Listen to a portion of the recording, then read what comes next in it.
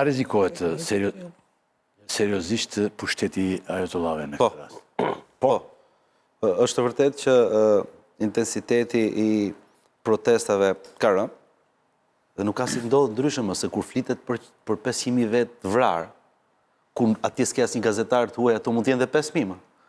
Mund t'jenë dhe shumë më tepër. Se kush I ka verifikuar ato shifra? 550, 520 është shifra zyrtare. Po pra, shifra zyrtare. Dhe po nuk dihet, të shohim bravo. Asnjëherë nuk gjenden shifrat njëra. Shifra që ka dhënë qeveria vetë. Pra, kur jep shifra qeveria ka që imagjino sa mund t'jetë, sepse njerëzit që I ka vrarë vetë qeveria, nuk mund pa disi veten e vet. Unë mendoj që kjo është një moment thjesht frymëmarrje për pushtetin, në moment sepse pushteti do jetë po ky që është, po ky regjim që është, do jetë po ky represion, dhe unë ju thash, nuk do dali dot Irani nga kriza e madhe ekonomike. Ky është problemi kryesor. E dyta, mos harro diçka, është një problem kulturor. Persët ka qenë perëndëri 3000 vjeçare, nuk mund të durojnë ato një sistem që e ka izoluar Iranianët dhe I shikon si koshin e plerave të historisë, ta themi kështu, apo jo? Shëtrimi parë botë. Po nuk e pranojnë dot iranianët, domethënë atë pjesë që për shkak të qeverisë së regjimit vet, iranianët gjithë bota I shikon si terrorist dhe janë komplet izoluar. Unë nuk mendoj që regjimi ajatollave do të vazhdojë, sepse edhe Olsi tha që islamikët janë, nuk është regjim islamik, është një deviacion. Dhe luftën më të madhe faktikisht iranianët e kanë me pjesën arabe, komplet, me gjithë faktorët e tjerë arab, sepse janë sunitët dhe shiitët, patjetër. Kështu që këto nuk janë sisteme religjioze, këto janë sisteme teokratike të devijuara. Dhe gjithë to pushtetar që nga njëra anë sillen si lider politik dhe nga ana tjetër si lider shpirtëror dhe ngatrohen të dyja, këto nuk mund të vazhdojnë pafundësisht të mbajnë popullin në një përgjumje letargjike me gënjeshtra pafund. Është varfëri Irani. Shifrat që unë përmendja janë zyrtare të shtetit Iranit, janë reformat, është projekt buxheti Iranit për 2026 dhe nuk mund të vazhdojë kështu. Qartë. Pra, thua që rrezikohet seriozisht regjimi I ajatollave. Ka faktori I brendshëm. Se mund ndodhin dhe element tjera, geopolitika. Dhe me që ju jeni njohësi aty rajoni e tjera, nëse bie ky regjim, kush vjen? Shiko, Irani ndryshon nga pjesa tjetër e vendeve të gadishullit, po themi, sepse në Iran ka rrymë politike, ka reformator. Bezeshkiani, për shembull, ishte një nga reformatorët. Në kandidimin e fundit nuk ishte pjesa konservatore, ishte pjesa ka intelektual, kanë tradit, dhe besoj që periudat tranzitore ka mjaft mënyra dhe modele se si ta tejkaloj një shtet momentin e parë. Megjithatë nuk besoj që jemi në atë moment.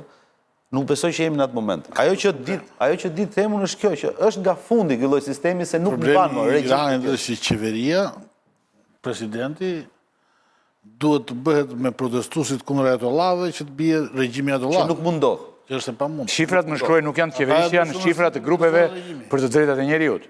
Shifrat e vrasjes, po s'ka si të jenë të qeverisë në këtë rast. Po janë ato grupe të drejtave të njeriut që janë njohura ndërkombëtarisht. Janë njohur ndërkombëtarisht. 540 nga qeveria e Iranit.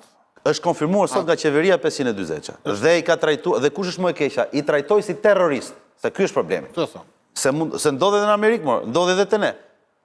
Mund vriten qytetarët, por shteti kërkon falje, vëlla, nxjerr njerëzit para drejtësisë. Nuk mund I thush qytetarëve tuaj që dalin në protestë me durë në xhepa që janë terroristë. Fëmijët ose kjo vajza që del nga shkolla. Kështu që qasja është, dhe nuk mund ta mbulosh ti pa aftësinë tënde dhe gjendje e keqe ekonomike duke thënë shikoj se kemi Mossadin këtu dhe Mossadi po na shkatron shtetin. Fundi fare edhe për prezencën e Mossadit je ti përgjegjës. Se sigurinë e shtetit e ka qeveria. Nuk e bën dot populli. Qartë. Unë kam edhe një pyetje të fundit. Çfarë do të nënkuptonte rrëzimi ose mbijetesa e regjimit për popullin iranian dhe rendin ndërkombëtar?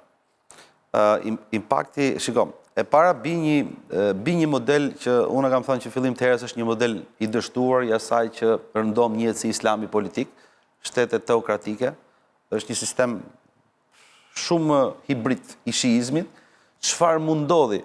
Sigurisht që përfituesi I parë I ndryshimit të regjimit në Iran do jetë populli I Iranit, pastaj rajoni sigurisht do jetë më I qetë. Mos harroni që gjithë të trazirat e fundit, paktën to 2-3 vitet e fundit, vijnë nga Irani. Irani ka financuar gjithë milicit. Në Irak, në Siri, në Liban, gjatë luftës Gazës e kështu me radhë. Por A do mundet që një të ardhmet afër në këtë reformim të geopolitikës, Irani nuk do jetë një fuqi rajonale, jo, Irani do jetë fuqi rajonale.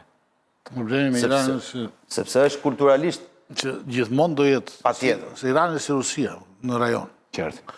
Nëse ne kthehemi Rusia, sot Rusia ka disa minoritete në çdo i vend të ish-bashkimit sovjetik, Edhe Irani. me të cilat legjitimon ndryrjen. Dhe ndryrën në Ukrainë se ka minoritetet e veta, ndryrën në Letoni se ka të vetat, ndryrën në Lituani se ka minoritetet e veta. Dhe Irani ka minoritete shiite për të cilat ja lejon vetë, ja legjitimon vetes ndryrjen. Po. Pra Irani kur nuk do jetë një faktor paqeje në rajon. Çfarëdo regjim. Me këtë regjim. Çfarëdo regjimi të ketë. Jo, po ndryshoj regjimi, se ky është regjim religios, mbështet në religion. Nëse hapet, Nëse bie ky regjim, bie ai revolucioni islamik i 70-s rrëzohet. Pra është fundi i një periudhe që është tani 50 po bën 60 vjeçare. Rrëzohet revolucioni islamik. Po, Si themi ra komunizmi, unë thash rrëzimi ose mbijetesa, po edhe mbijetesa në regjime ka shumë mundësi të ndodhë. Mbijetesa e regjimit, për shembull, më shkruajnë që sipas BBC-s ka pasur një manifestim të madh pro pushtetit sot. po janë tash Kanë janë si protestat që janë bërë në 90 në Shqipëri, populli dilte këtej, organizonte, tash këto janë minimalistë Edhe ato. njerëzit e qeverisë. O Ylli, tash Qartë. 31 provinca, dhe në gjithë territori i Iranit, me fshatra, me qytetet vogla, me qytetet ndaja, me intelektual, me tregtar, shtresa e mesme, studentët, shumë e rëndësishme, kanë qenë gjithë në rrugë tash. Pra, domethënë, 2 javë. 2 javë në rrugë, më shumë se 2 javë. atëherë, kjo ishte pyetja e fundit që unë kisha, dikush po më shkruan një pyetje tjetër. Po, nëse Irani ka shkaktuar trazira në rajon, po Izraeli çfarë ka bërë thot? Po patjetër, nuk diskutohet. Tha edhe më fort e tha. Që në antagonistët e rajonit, pra Irani me Madje këto janë 2 faktorët kryesorë që ai rajon aty nuk po gjen paqe. Ky lloj Fort rivaliteti. e tha Yazet-Gjiu, por edhe E tham që në fillim atë pjesë, kanë faktorë me tuaj. nënvizoj edhe Gjeneshi. Unë mendoj që kaq kishim për këtë moment, për këtë ngjarje që ishte vërtet një ngjarje me përmasa tragjike për shkak të vrasjeve dhe të gjitha, që të ishin shumë. Tani do kalojmë në një moment të spaku. Ka një moment, kaloni të strisha e re, të lutem? Durana, e kanë vendosur të mejtë këtë. Zotit Omori, kemi dëgjuar një emër të ri, Durana, sidomos ky emër është identifikuar pas denoncuar në media, por sidomos është përmendur, vjen të përmendur fort, pas i ka përmendur dhe Arben Ahmetaj.